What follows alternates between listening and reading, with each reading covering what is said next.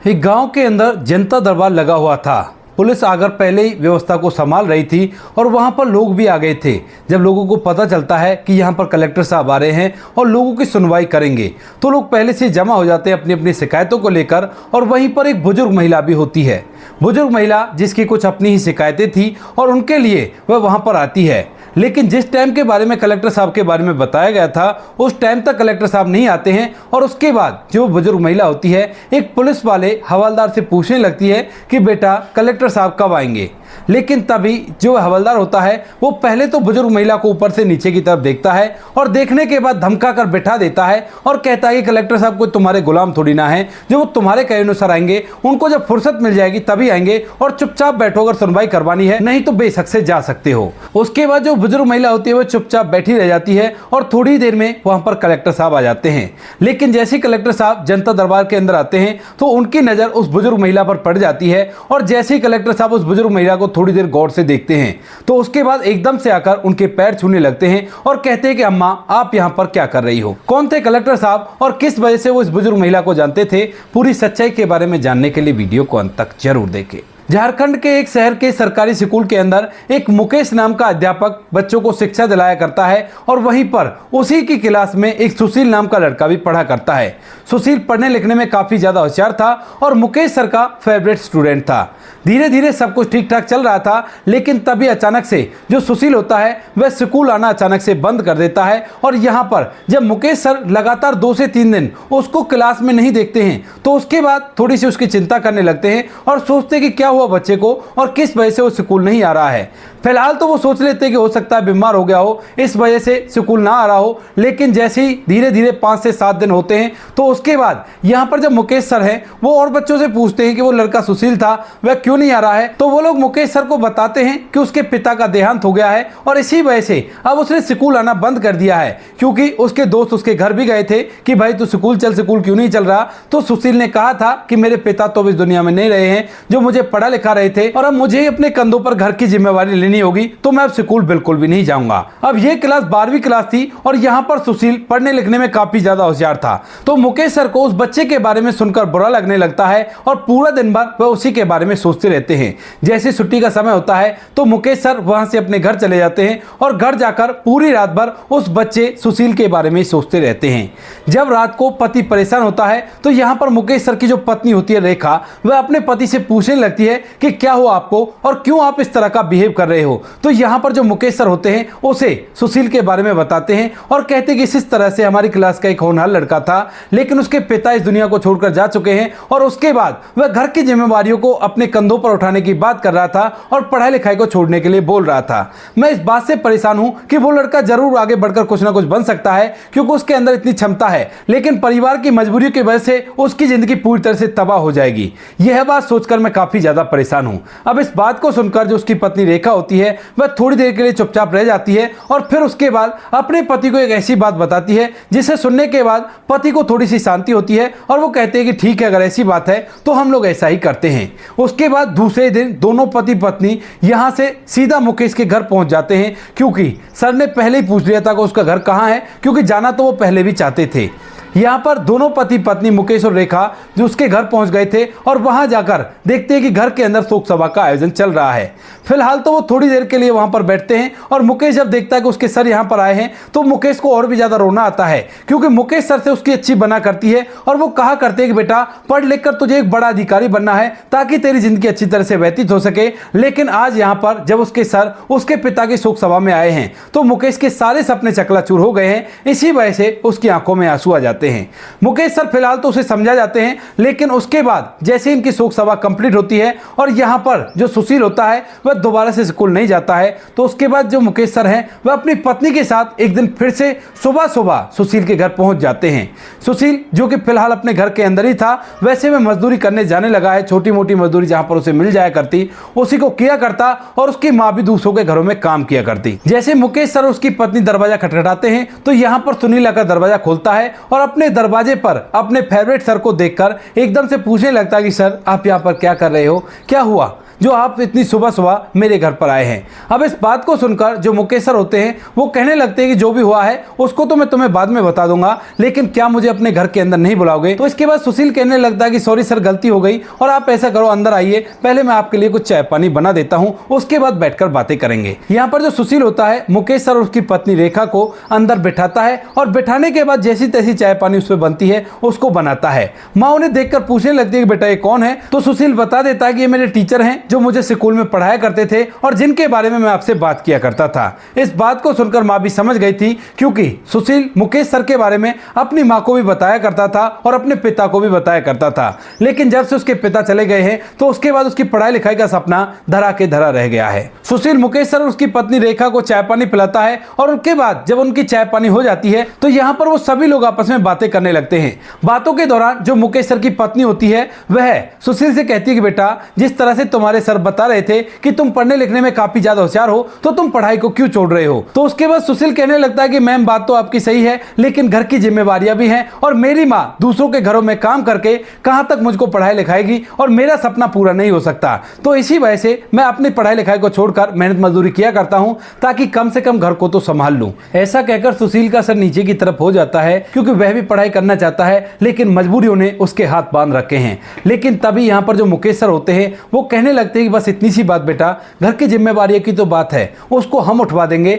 लेकिन तू अपनी पढ़ाई लिखाई को मत छोड़, क्योंकि मुझे पता है कि तू पढ़ लिख कर जरूर से कामयाब हो जाएगा। इस बात को सुनकर जो सुशील है वो मना करने लगता है, लेकिन तभी यहाँ पर जो रेखा होती है वह सुशील की माँ से कहने लगती है कि आप बताइए, क्या आपका बेटा मजदूर बने या पढ़ लिखकर को बड़ा अफसर बने। तो यहाँ पर जो माँ होती है वह एकदम से कहने लगती है कि हाँ, मैं भी यही चाहती हूँ कि मेरा बेटा बड़ा अफसर बने, लेकिन हम लोग गरीब हैं, जैसे तैसे करके हम स्कूल की पढ़ाई तो करवा देंगे, लेकिन उसके बाद की पढ़ाई में पैसे लगा करते हैं और उन पैसों का इंतजाम कहाँ से होगा। तभी यहाँ पर मुकेश सर उनकी पत्नी कहने लगते हैं कि उसकी चिंता आप मत करो, हम कुछ ना कुछ ऐसा इंतजाम जरूर करवा देंगे जो आपको इतने पैसों की जरूरत ना हो, और फिर भी अगर थोड़े बहुत पैसों की बात आई तो हम लोग आपको सहारा लगा देंगे। ऐसा कहकर वह सुशील को दोबारा से पढ़ाई लिखाई कराने लगते हैं और यहाँ पर सुशील भी मुकेश सर की बात सुनकर दोबारा से पढ़ाई लिखाई करने लगता है। यहाँ पर जो रेखा होती है वह अगले ही दिन सुशील की माँ के पास आती है और अपने साथ एक सिलाई मशीन लेकर आई थी। उस सिलाई मशीन को देखकर सुशील की जो माँ होती है वो कुछ समझ नहीं पाती है, लेकिन तभी यहाँ पर रेखा कहने लगती है, देखो अगर तुम्हें अपने बच्चे को बड़ा अधिकारी बनाना है तो तुम्हें तो थोड़ा बहुत काम करना ही होगा, क्योंकि करने को तो हम भी तुम्हारी मदद कर देंगे, लेकिन कुछ समय ऐसे आएंगे कि हो सकता है हमारा यहाँ से तबादला हो जाए और उसके बाद आप अकेले रह जाओ। तो इसी वजह से आपको मैं सिलाई सिखा देती हूँ, क्योंकि मुझे सिलाई बुनाई अच्छी तरह से आया करती है और आप सिलाई करके अपना और अपने बच्चे का आराम से पेट पाल सकते हो और उसकी पढ़ाई लिखाई को भी करवा सकते हो। सुशील की माँ को भी ये बात बड़ी अच्छी लगती है और उसके बाद जो सुशील की माँ होती है वो रेखा से सिलाई सीखने लगती है। तकरीबन 1 महीने में जो रेखा होती है सुशील की माँ को सिलाई में परफेक्ट कर देती है और उसके बाद यहाँ पर अड़ोस पड़ोस के घरों के वह कपड़े भी सीने लगती है। इससे थोड़ी बहुत इनकम होने लगती है और कुछ सारा स्टार्टिंग में मुकेश सर और उसकी पत्नी उनको दे देते हैं, लेकिन धीरे धीरे करके इसके कपड़ों का काम अच्छी तरह से चलने लगता है और यहाँ पर अब इसे बिल्कुल भी सहारे की जरूरत नहीं होती है। फिर भी जो रेखा होती है वह अपने पति मुकेश के साथ साथ बार बार आया करती और इनका हालचाल लिया करती। धीरे धीरे जो यहाँ पर सुशील होता है वह अपनी 12वीं क्लास को कंप्लीट कर लेता है और 12वीं क्लास को कंप्लीट करने के बाद उसने बहुत अच्छे नंबरों से क्लास को पास किया था और चारों तरफ उसका नाम हो गया था। इस अच्छे नंबरों को लेने की वजह से उसे एक अच्छे से कॉलेज में एडमिशन भी मिल जाता है स्कॉलरशिप के आधार पर, और उसके बाद सुशील जो होता है अपनी ग्रेजुएशन की पढ़ाई करने लगता है। यहाँ पर मुकेश सर और उसकी पत्नी यहाँ पर भी उनकी मदद किया करते हैं और बार बार उनसे मिलने जुलने के लिए आया करते हैं। जो सुशील होता है बार बार मुकेश सर का बहुत बहुत धन्यवाद किया करता है और उनकी पत्नी का भी बहुत बहुत धन्यवाद किया करता है। लेकिन धीरे धीरे समय के साथ साथ यहाँ पर जो मुकेश सर होते हैं उनका तबादला किसी दूसरे शहर में हो जाता है, किसी और स्कूल में, और वहां पर रहकर वे बच्चों को पढ़ाने लगते हैं और तबादले के बाद वे सुशील से मिलने के लिए भी नहीं आ पाते हैं और इन दोनों के बीच में धीरे धीरे दूरियां बढ़ने लगती हैं। अब इसके बाद जो सुशील होता है उसकी माँ अच्छी से सिलाई किया करती है और ढेर सारे रुपए पैसे कमाया करती है, तो रुपए पैसों की कोई भी दिक्कत नहीं होती है और सुशील मेहनत करने में पीछे हटता ही नहीं था। इसके बाद जो सुशील होता है वह दिन रात एक करके मेहनत करता है और अपनी ग्रेजुएशन को करने के बाद अपनी पढ़ाई लिखाई को आगे करके एक कलेक्टर बन जाता है। कलेक्टर बनने के बाद उसकी पोस्टिंग हो जाती है और अब उनकी जिंदगी पूरी तरह से बदल गई है,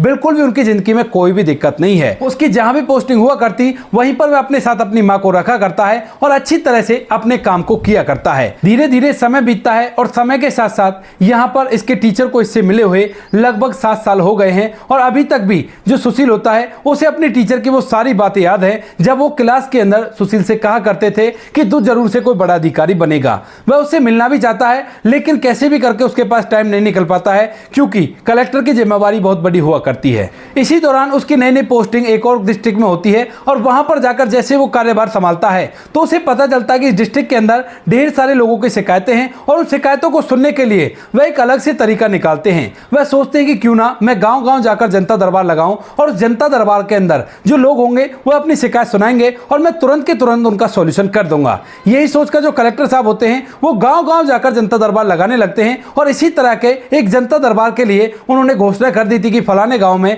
मेरा जनता दरबार लगेगा और वहां पर पहले से कुछ लोग आ चुके थे। उन्हीं में वो रेखा मैडम भी होती है जो मुकेश सर की पत्नी थी और वह भी अपनी किसी शिकायत को लेकर आई थी। लेकिन यहां पर जो पुलिस वाला होता है जब रेखा मैडम उससे पूछती है कि कलेक्टर साहब कब आएंगे क्योंकि काफी देर हो रही थी और उनको एक बस से वापस लौटना था, लेकिन यहां पर कलेक्टर साहब आने में थोड़ी देर कर रहे थे और तभी जब वह पुलिस वाले से पूछती है तो वह उन्हें धमका देता है और चुपचाप बिठा देता है। जब पुलिस वाले ने उन्हें धमकाया था तो उनके अड़ोस पड़ोस में खड़े हुए कुछ लोग उसे देखकर हंसने लगते हैं और यहां पर जो रेखा मैडम होती है वह अपना सर नीचे की तरफ कर लेती है। वह सर नीचे की तरफ करके वहां पर चुपचाप बैठ जाती है क्योंकि उनकी समस्या काफी ज्यादा गंभीर थी और उस समस्या का समाधान उन्हें कराना था। तो इसी वजह से वो वहां पर चुपचाप बैठी रह जाती हैं और थोड़ी देर में कलेक्टर साहब की गाड़ी वहां पर आ जाती है। कलेक्टर साहब जिसका नाम सुशील है वह अपनी गाड़ी से उतरता है और उतरने के बाद अपनी कलेक्टर की कुर्सी पर जाकर बैठ जाता है। वहां पर बैठने के बाद अचानक से कलेक्टर साहब की नजर उस महिला पर पड़ती है जिसको अभी थोड़ी देर पहले पुलिस वालों ने धमकाया था, जो कि काफी ज्यादा बुजुर्ग है। जब कलेक्टर साहब गौर से उसको देखते हैं तो पहली बार तो उन्हें चेहरा देखा देखा सा लगता है, लेकिन थोड़ी देर गौर देकर देखने के बाद वह पहचान जाते हैं कि यह कोई और नहीं है, रेखा मैम है जो कि मुकेश सर की पत्नी है। उसके बाद कलेक्टर साहब अपनी कुर्सी से उठते हैं और उठने के बाद एकदम से रेखा मैम के सामने जाकर खड़े हो जाते हैं और वहां पर जाकर एकदम से रेखा मैम के पैर छू लेते हैं। अब जैसे ही रेखा मैम के पैर कलेक्टर साहब ने छुए थे तो वो सभी लोग हैरान हो जाते हैं। रेखा मैम भी इस चीज को देखकर पूरी तरह से हैरान हो गई थी कि इतना बड़ा अधिकारी मेरे पैर क्यों छू रहा है, क्या देख लिया उन्होंने मुझ में ऐसा। तो उसके बाद रेखा मैम पीछे हटने लगती है और कहने लगती है कि साहब आप ये क्या कर रहे हो। अब इस बात को सुनकर जो सुशील होता है वो कहने लगता है कि अम्मा क्या आपने मुझे नहीं पहचाना। तो यहाँ पर जो रेखा मैडम होती है वह पूरी तरह से कंफ्यूज होती है और कहने लगती है कि हाँ बेटा सच में मैंने तुम्हें नहीं पहचाना, क्या तुम मुझे जानते हो। तो उसके बाद यहाँ पर जो सुशील होता है वह हल्की सी मुस्कान के साथ कहने लगता है कि हाँ आप पहचानोगे कैसे, क्योंकि आपने मुझ पर एहसान करना था और आपने एहसान तो कर दिया, लेकिन एहसान करने के बाद आप लोग याद तो नहीं रखा करते। इस बात को सुनकर जो रेखा मैम होती है और भी ज्यादा कंफ्यूज हो जाती है और कहने लगती है कि बेटा आखिर बात क्या है, तू मुझे साफ साफ बता, कौन है तू और तू मुझे कैसे जानता है। तो इसके बाद यहाँ पर जो कलेक्टर साहब होते हैं वह कहने लगते हैं कि मैडम मेरा नाम सुशील है जो कि फलाने शहर का मैं रहने वाला हूँ, वहां पर मैं अपनी माँ के साथ रहा करता था और आप और सर हमारे घर आए थे और आप लोगों ने हमें सपोर्ट किया था। अब इस बात को सुनकर जो रेखा मैडम होती है वो एकदम से फ्लैशबैक में जाती है और इस बात को सोचकर एकदम से उसकी आंखों में आंसू आ जाते हैं, क्योंकि उनके पति जो कहा करते थे वो सच होकर आज उनके सामने खड़ा हुआ है और यहाँ पर उस लड़के ने उन्हें पहचान भी लिया है। तो इसके बाद रेखा मैडम कलेक्टर साहब के सर पर हाथ फेरती है और आंखों में आंसू लेकर कहती है कि बेटा तू तो सच में ही कामयाब हो गया, लेकिन कामयाब होने के बाद भी तू बिल्कुल भी नहीं बदला। इस बात को सुनकर कलेक्टर साहब भी भावुक हो जाते हैं और पूछने लगते हैं कि मैडम मुकेश सर कहाँ हैं। तो यहाँ पर जो रेखा मैडम होती है वो एकदम से अपनी आंखों में आंसू ले आती है और कहने लगती है कि बेटा तेरे सर तो काफी दिनों पहले इस दुनिया को छोड़कर चले गए और उसके बाद मेरी जिंदगी पूरी तरह से तहस-नहस हो गई है। इस बात को सुनकर जो कलेक्टर साहब होते हैं वह वहीं पर एक कुर्सी मंगाते हैं और कुर्सी मंगाकर रेखा मैडम से बात करने लगते हैं।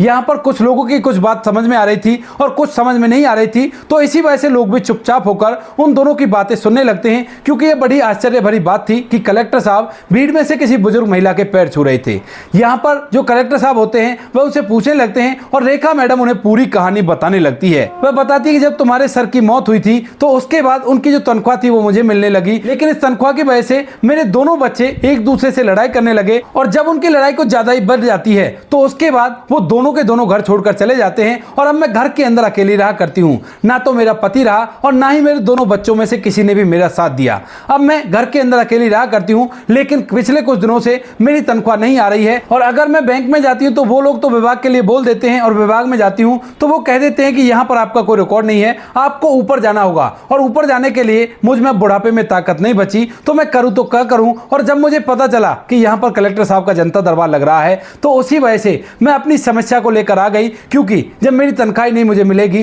तो मैं अपना जीवन कैसे व्यतीत करूंगी। इस बात को सुनकर जो कलेक्टर साहब होते हैं फौरन से सख्ती में आते हैं और उसके बाद संबंधित अधिकारी को बुलाया जाता है और उनसे उनकी शिकायत की जाती है। तो यहाँ पर जो कलेक्टर साहब होते हैं जब उनकी जांच पड़ताल करवाते हैं तो उनको पता चलता है कि इनके जो बेटे हैं उन्होंने जमीन को अपने नाम करवाने के लिए मां का फर्जी सर्टिफिकेट लगाकर उसको मृत घोषित कर दिया है और इसी वजह से उसकी तनख्वाह बंद हो गई है। अब इस बात को देखकर मां को बड़ा ही बुरा लगता है और यहाँ पर कलेक्टर साहब को भी ये बात बड़ी बुरी लगती है। वह कहने लगते हैं कि अम्मा अगर आप चाहो तो आपके दोनों बेटों पर कार्रवाई हो सकती है क्योंकि उन्होंने कानून का उल्लंघन किया है। लेकिन मां का दिल तो मां का दिल होता है, वह साफ साफ मना कर देती है, कहती है कि नहीं बेटा, अगर इसमें बेटों की गलती है तो तुम केवल मेरी तनख्वाह को चलवा दो, उतना ही काफी है। मैं अपने बेटों को कार्रवाई नहीं कर सकती, बस आप इन्हें वार्निंग दे दो। बच्चों को बुलाकर अच्छी तरह से डांट फटकार लगा दी जाती है और उसके बाद यहाँ पर जो कलेक्टर साहब होते हैं वह कहने लगते हैं कि अम्मा मेरी माँ आपसे मिलने की कई बार कहा करती है, लेकिन कलेक्टर बनने के बाद मेरे पास टाइम ही नहीं रहा है। अगर आपके पास टाइम हो तो आप मेरे साथ चलो